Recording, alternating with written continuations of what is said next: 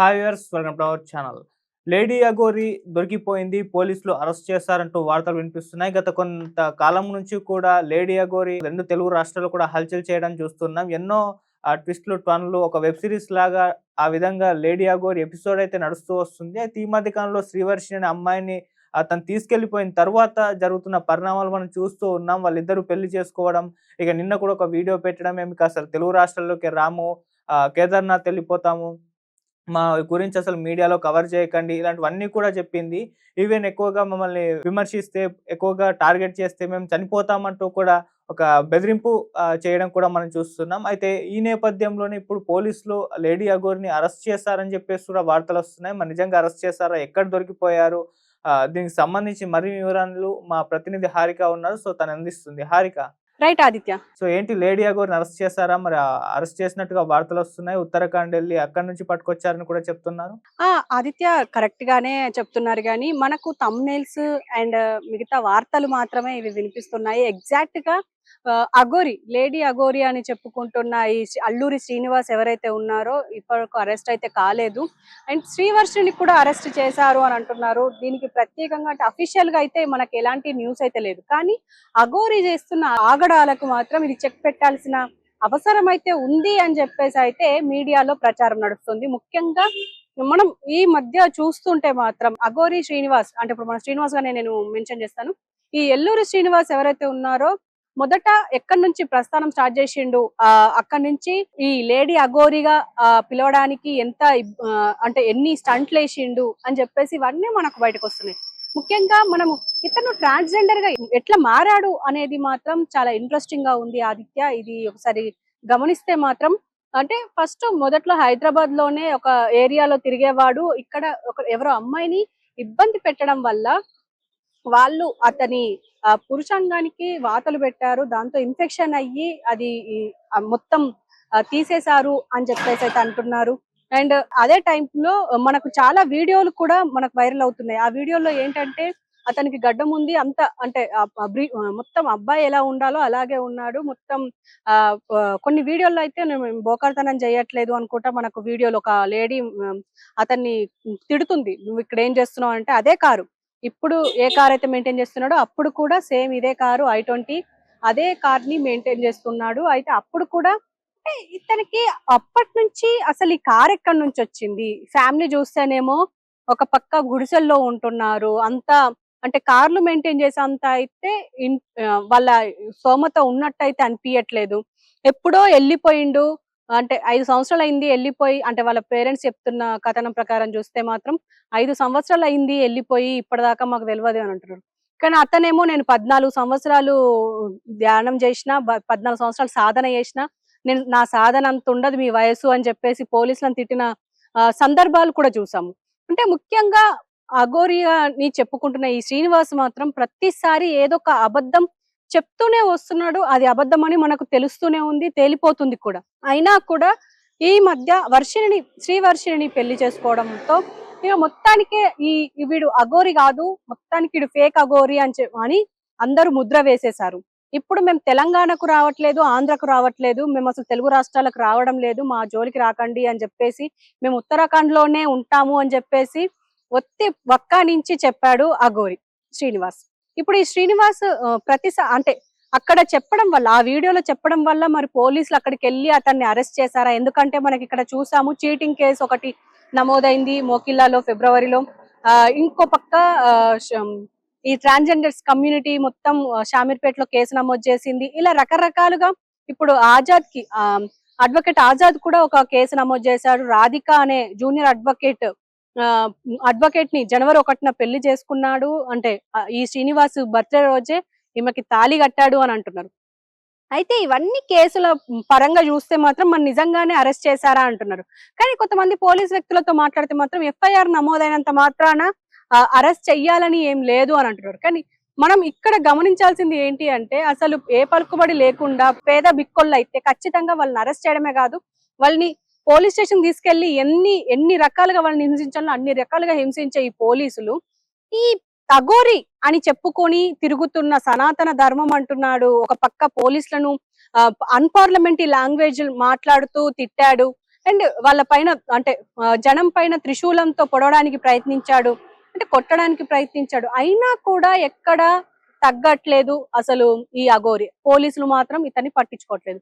మాకెందుకులే అని అనుకున్నారు కాబట్టే ఇప్పుడు శ్రీవర్షిని ఇలా తీసుకెళ్లాడు అని కూడా అనుకోవచ్చు. ఎందుకంటే శ్రీవర్షినికి అఫ్ కోర్స్ ఆమె మా జోలికి ఎవరు రాకండి, నా ఇష్టపూర్వకంగానే వచ్చాను అని అంటున్నారే గాని అసలు సమాజం యాక్సెప్ట్ చేయలేకపోతుంది. ఎందుకంటే ఇప్పుడు ప్రస్తుతం అఘోరి అని చెప్పుకుంటున్నాడు ఈ శ్రీనివాస్. ఈ శ్రీనివాస్ కి ఇప్పుడు నేను ఇంతకు ముందు చెప్పినట్టుగానే అతను ఎక్కడైతే అంటే ఇప్పుడు పురుషంగం అతనికి లేదు, అంటే అతను మగాడు కాదు. కానీ అలాగని పూర్తిగా ట్రాన్స్జెండర్ కూడా కాదు అని చెప్పేసి అంటున్నారు చాలా మంది. ఎందుకంటే అతనే చాలా ఇంటర్వ్యూస్ లో అన్నాడు, నాకు అసలు అక్కడ ఏమీ లేదు, జస్ట్ మలమూత్ర విసర్జనలకు మాత్రమే నాకు అక్కడ ప్లేస్ ఉంది, ఇంకా దేనికి అసలు నాకు కామమే లేదు అని చెప్పేసి అన్న వ్యక్తి. అండ్ శివరుద్ర సాధువుతోను కూడా ఇదే విషయం చెప్పాడంట. మరి అలాంటి ఇప్పుడు శ్రీనివాస్ ఇప్పుడు ఈ అమ్మాయిని పెళ్లి చేసుకుని ఏం చేద్దామని అనుకుంటున్నారు? ఒక పక్క కొన్ని రోజులేమో అమ్మ అమ్మ అని అన్నారు, ఇప్పుడేమో చూస్తే ఇంకో పక్క ఇప్పుడు వైఫ్ అండ్ హస్బెండ్ అని అంటున్నారు. ఇవన్నీ చూస్తే మాత్రం అంటే గడుకొక మాట, అంటే మాటకి అసలు ఇంకో మాటకి అసలు పొంతన లేకుండా పోతుంది ఈ శ్రీనివాస్ మాట్లాడే మాటలకు. అండ్ ఈ శ్రీవర్షిని ట్రాప్ చేశాడు అనడానికి అంటే ప్రూఫ్స్ అయితే లేవు, కానీ వశీకరణనా లేకపోతే మందు పెట్టిండా అని చెప్పేసి చాలా మంది అంటున్నారు. అందులో ముఖ్యంగా శ్రీవర్షిని పేరెంట్సే అంటున్నారు. శ్రీవర్షిని పేరెంట్సే చాలా సార్లు అంటే ఈ అఘోరి మా ఇంటికి వచ్చి చాలా సార్లు తిన్నాడు, బిర్యానీలు తిన్నాడు, బీర్లు తాగిండు, సిగరెట్లు పట్టిండు అని చెప్పేసి ఎన్నో రకాలుగా ఎన్ని అంటే ఒక వ్యక్తికి ఎన్నెన్ని చెడు వ్యసనాలు ఉండాలో అన్ని చెడు వ్యసనాలు అన్ని తనకి ఉన్నాయి అని చెప్పేసి వాళ్ళు చెప్తున్నారు. అయినా కూడా శ్రీవర్షిని వాళ్ళ పేరెంట్స్ అసలు ఏం చేయలేకపోతున్నారు, ఏం చేయలేని నిస్సహాయ స్థితిలో ఉన్నారు. ఇంకో పక్క పోలీసులు కూడా దీన్ని అసలు పట్టించుకోవట్లేదు. అయితే చూడాలి మరి, అంటే నిజంగానే ఉత్తరాఖండ్కి వెళ్ళి మరి పోలీసులు అరెస్ట్ చేస్తే మనకు అఫీషియల్ గా ఏదో ఒక న్యూస్ రావాలి. కానీ మనకు తమ్నైల్స్ యూట్యూబ్ లో తమ్నైల్స్ తప్ప ఇంకా ఎక్కడ అఫీషియల్ గా అయితే మనకు అనౌన్స్మెంట్ అయితే రాలేదు. సో ఇప్పుడు ఉత్తరాఖండ్ వెళ్ళిపోయారా, అక్కడే ఉండిపోయారా, లేకుంటే మళ్ళీ తెలుగు రాష్ట్రాలను ఎక్కడైనా తిరుగుతున్నారా? వచ్చే ఛాన్సెస్ ఏమైనా ఉన్నాయా మళ్ళీ తెలుగు రాష్ట్రాలకు? ఎందుకంటే అఘోరికి మీడియా పిచ్చి ఎక్కువగా అని చెప్పేసి కూడా ముందు నుంచి మాట్లాడుతూ వస్తున్నారు. మరి మీడియా లేకుండా అంత మీడియాకు దూరంగా ఉండగలదా అఘోరి? ఖచ్చితంగా ఈ మీడియా గురించి మాట్లాడాలి అంటే మీడియా అఘోరి ఒకప్పుడు మీడియా అఘోరి ఫ్రెండ్స్ గా కలిసిమెలిసి ఉన్నారు అని చెప్పుకోవాలి. అంటే ఇది ఖచ్చితంగా మనం మీడియాలో ఉన్నాం కాబట్టి మనం దీనికి అతిథులం కాదు, మనం కూడా ట్రై చేసామనే చెప్పాలి. కానీ ఇక్కడ ముఖ్యంగా గమనించాల్సింది ఏంటి అంటే మీడియాని వాడుకోవడం ఈ శ్రీనివాస్ కి చాలా తెలుసు.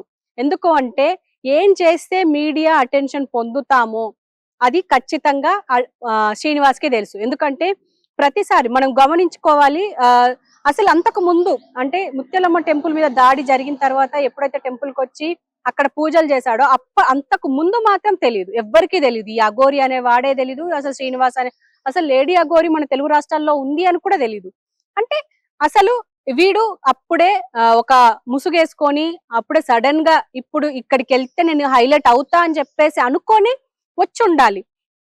తర్వాత శ్రీకాళహస్తి ఇంకా తను ఎక్కడికి వెళ్ళినా, ఇప్పుడు మనము కొమరవెల్లి దేవుడి దగ్గరికి వెళ్ళినప్పుడు, వెమ్లవాడ వెళ్ళినప్పుడు, ఎక్కడికి వెళ్ళినా కూడా అక్కడ ఒక న్యూసెన్స్ క్రియేట్ చేయడం, అక్కడ న్యూసెన్స్ క్రియేట్ చేస్తేనే ఒక సెన్సేషన్ అవుతది అని చెప్పేసి కూడా అఘోరి అని చెప్పుకుంటున్నది శ్రీనివాస్ కి తెలుసు.